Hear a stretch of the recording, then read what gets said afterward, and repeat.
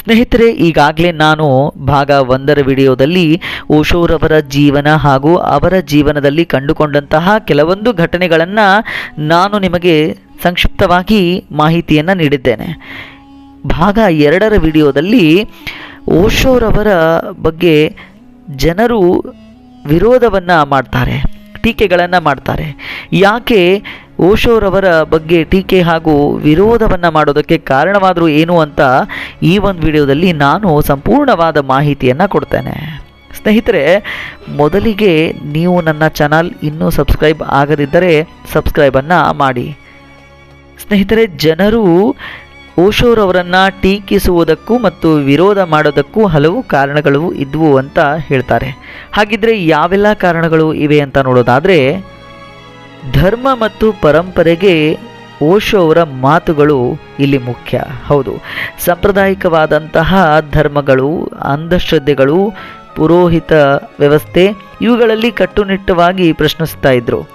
ಇದರಿಂದ ಧಾರ್ಮಿಕ ನಾಯಕರು ಮತ್ತು ಸಾಂಪ್ರದಾಯಿಕ ಬೆಂಬಲಿಗರು ಅಸಹನೀಯ ಮನಸ್ಸಿಗೆ ಒಳಗಾಗ್ತಾರೆ. ಧರ್ಮ ವ್ಯಕ್ತಿಯನ್ನು ಮುಕ್ತಗೊಳಿಸಬೇಕು, ಬಂಧಿಸಬೇಕು ಎಂಬ ಅವರ ಮಾತುಗಳನ್ನು ಬಹಳ ವಿರೋಧಕ್ಕೆ ಒಳಪಡಿಸ್ತಾರೆ.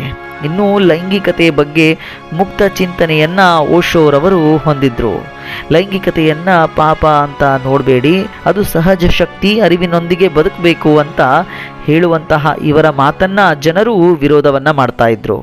ಭಾರತೀಯ ಸಂಪ್ರದಾಯಗಳಲ್ಲಿ ಇದು ಅಸಂಸ್ಕೃತ ಮತ್ತು ಅಶ್ಲೀಲ ಅಂತ ಹಲವರು ಭಾವಿಸಿದ್ರು. ಇದರಿಂದ ಯುವಕರ ಮೇಲೆ ಕೆಟ್ಟ ಪ್ರಭಾವ ಆಗ್ತಾ ಇದೆ ಅಂತ ಓಶೋ ಅವರ ಮೇಲೆ ಆರೋಪಗಳ ಸುರಿಮಳೆಯೇ ಬಂತು.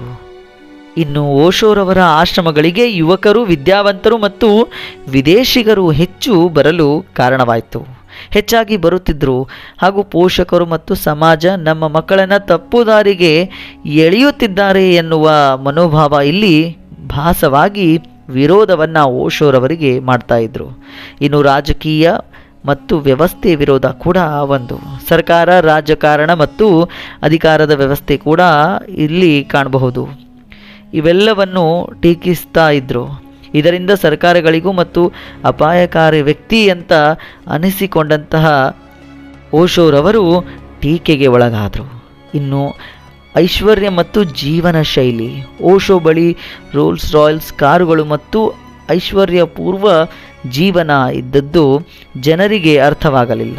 ಸನ್ಯಾಸಿಯಾಗಿ ಇಷ್ಟು ವೈಭವ ಏಕೆ ಎಂಬ ಪ್ರಶ್ನೆಗಳು ಕೂಡ ಜನರ ಮನಸ್ಸಿಗೆ ಗಾಢವಾಗಿ ಮೂಡಿ ಬಂದವು. ಆಶ್ರಮದ ಕುರಿತು ವಿವಾದಗಳು ಕೂಡ ಬಂದವು. ಅಮೆರಿಕಾದ ರಾಜನಿಷಪುರಂನಲ್ಲಿ ಆಶ್ರಮದಲ್ಲಿ ಕಾನೂನು ಸಮಸ್ಯೆಗಳು ಮತ್ತು ಶಿಸ್ತು ಆಡಳಿತ ಕುರಿತು ಆರೋಪಗಳು ಕೂಡ ಬಂದವು.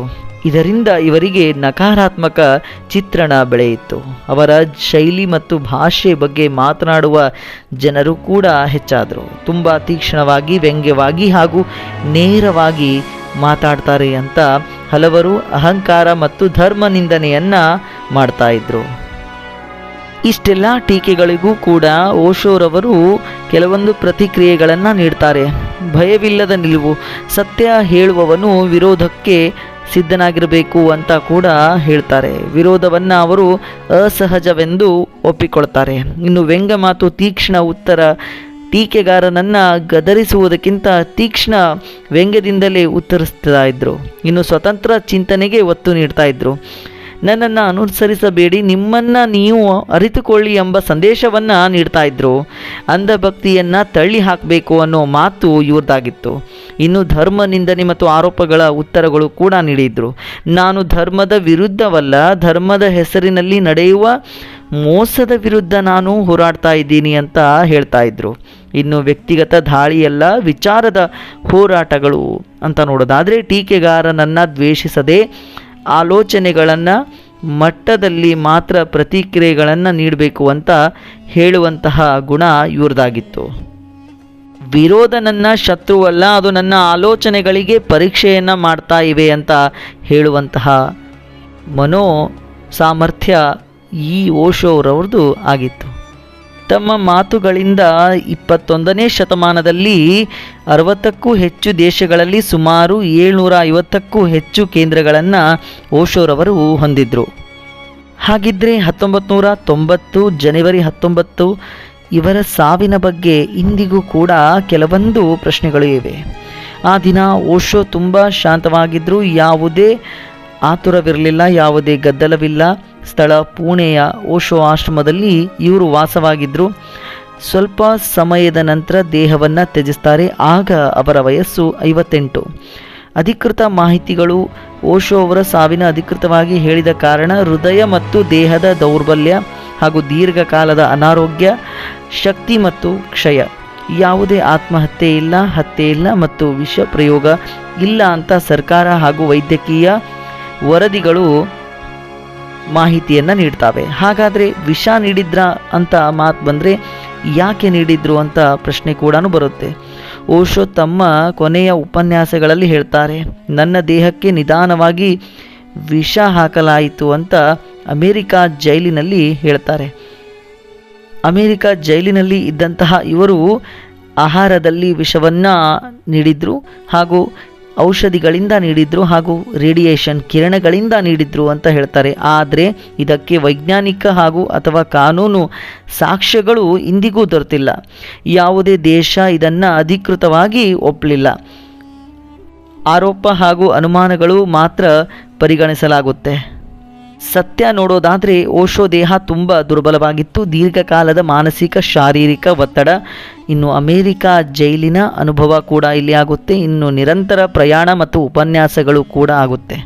ಅನುಮಾನದ ದೃಷ್ಟಿಯಿಂದ ನೋಡಿದಾಗ ವಿಷ ಹಾಕಿದ್ರಾ, ಜೈಲಿನಲ್ಲಿ ಏನಾದರೂ ಪ್ರಯೋಗ ಮಾಡಿದ್ರಾ, ಎಲ್ಲ ಪ್ರಶ್ನೆಗಳು ಬರುತ್ತೆ. ಇವುಗಳಿಗೆ ಯಾವುದೇ ಪ್ರಮಾಣವೂ ಕೂಡ ಇಲ್ಲ. ಅವರ ಸಮಾಧಿಯನ್ನು ಕೂಡ ಪುಣೆ ಆಶ್ರಮದಲ್ಲಿ ಇವರ ಸಮಾಧಿಯನ್ನು ಕೂಡ ಮಾಡಲಾಯಿತು. ಅದರ ಮೇಲೆ ಬರೆಯಲಾಗಿದೆ, never born never die, only visit then planet earth ಅಂತ ಬರೆಯಲಾಗಿದೆ. ಇದರ ಅರ್ಥ ನಾನು ಹುಟ್ಟಿಲ್ಲ, ನಾನು ಸಾಯಲಿಲ್ಲ, ಈ ಭೂಮಿಗೆ ಸ್ವಲ್ಪ ಸಮಯ ಭೇಟಿ ಕೊಟ್ಟೆ ಅಂತ ಅರ್ಥವನ್ನು ಹೇಳುತ್ತೆ. ಸ್ನೇಹಿತರೆ, ಒಮ್ಮೆ ನೋಡಿದಾಗ ಓಶೋ ದೇವರಲ್ಲ, ಆದರೆ ಧರ್ಮ ಸಂಸ್ಥಾಪಕನೂ ಕೂಡ ಆಗೋದಿಲ್ಲ. ಅವರು ನಂಬಿಕೆಯನ್ನು ಒಡೆದ ಚಿಂತಕ ಅಂತ ಹೇಳ್ಬೋದು, ಭಯವನ್ನು ಮುರಿದ ಬೋಧಕ ಅಂತ ಹೇಳ್ಬೋದು, ಒಳಗಿನ ಜಾಗೃತಿಯನ್ನು ತೋರಿಸಿದ ಮಾರ್ಗದರ್ಶಿ ಅಂತ ಹೇಳ್ಬೋದು. ಅವರ ಜೀವನದಲ್ಲಿ ವಿವಾದಗಳು ಇದ್ರೂ ಕೂಡ ಕಾನೂನಿನ ಪ್ರಕಾರ ಅವರು ಅಪರಾಧಿಯಾಗಲಿಲ್ಲ. ಅವರು ಹೇಳಿದ್ದು ಒಂದೇ, ನಂಬಬೇಡಿ, ಅನುಭವಿಸಿ. ಇಂದು ಓಶೋ ಇಲ್ಲ, ಆದರೆ ಅವರು ಬಿಟ್ಟ ಪ್ರಶ್ನೆಗಳು ನಮ್ಮೊಳಗೆ ಇನ್ನೂ ಜೀವಂತವಾಗಿ ಉಳಿದಿವೆ. ಈ ಸಂಪೂರ್ಣ ಮಾಹಿತಿಯ ಜೊತೆಗೆ ಓಶೋರವರ ಜೀವನ ಚರಿತ್ರೆ ಹಾಗೂ ಅವರ ಬಗ್ಗೆ ವಿರೋಧ ಮತ್ತು ಟೀಕೆಗಳ ಬಗ್ಗೆ ಇದ್ದಂತಹ ಕೆಲವೊಂದು ಮಾಹಿತಿಗಳನ್ನು ನಾನು ನಿಮ್ಮ ಜೊತೆ ಹಂಚಿಕೊಂಡಿದ್ದೀನಿ ಅಂತ ಭಾವಿಸ್ತೀನಿ.